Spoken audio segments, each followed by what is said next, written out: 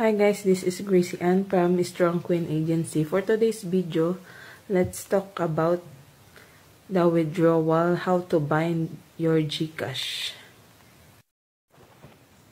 So yan guys, para maka-bind kayo ng inyong GCash, PayMaya, or USDD, you need to bind your account.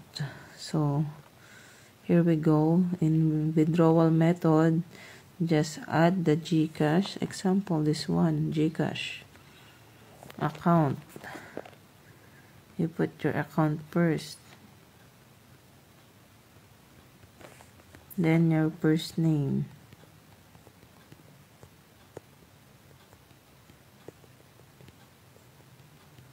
Then your last name. Then submit it.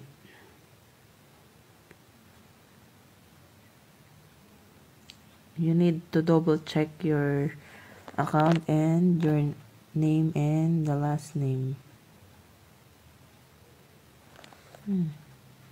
It's wrong. I need to remove this one.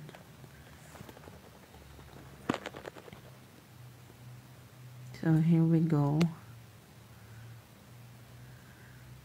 After you check it already, you need to confirm. There you go. It's already bind in your Nikki account.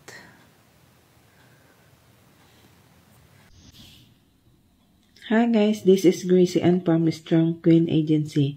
For today's video, let's talk about how to withdraw in Nikki. First step is click the exchange, and then next is click the my income, and then next is click the withdraw, and then here we go. Just put the amount of withdrawal bins and then click the withdraw. So here we go, it's already checked. Guys, don't forget to bind your GCash account first before you withdraw.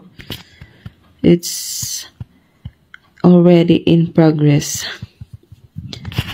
If you don't know how to bind your GCash, just watch my last video. I already posted.